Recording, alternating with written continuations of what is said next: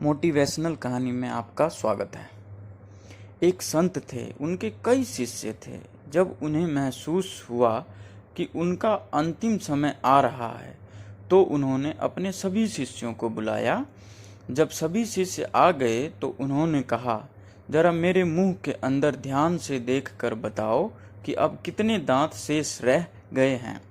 बारी बारी से सभी शिष्यों ने संत के मुख को देखा और एक साथ बोले, गुरुजी, आपके सभी दांत टूट गए हैं, एक भी दांत बाकी नहीं है। संत ने कहा, अब जरा ध्यान से यह देखो कि जीभ है या नहीं। यह सुनकर शिष्यों को हंसी आ गई। वे सोचने लगे कि आज गुरुजी मजाक क्यों कर रहे हैं। एक शिष्य बोला, गुरुजी, जीभ तो जन्म से मृत्यु तक साथ ही रहती है, वह भला कहाँ जाएगी।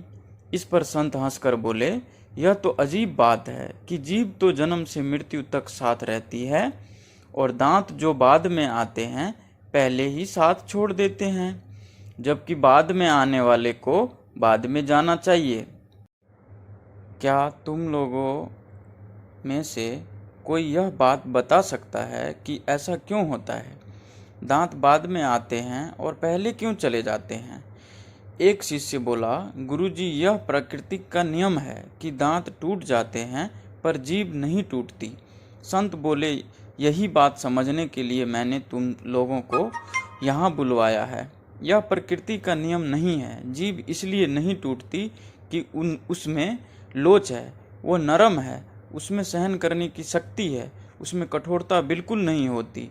जबकि दांत बहुत कठोर होते हैं, उन्हें अपनी कठोरता पर अभिमान होता है, लेकिन उनकी कठोरता ही उनकी समाप्ति का कारण बनती है।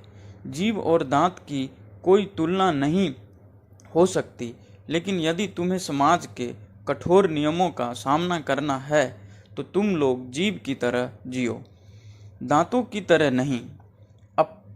अपने को हमेशा लचीला बनाकर रखो।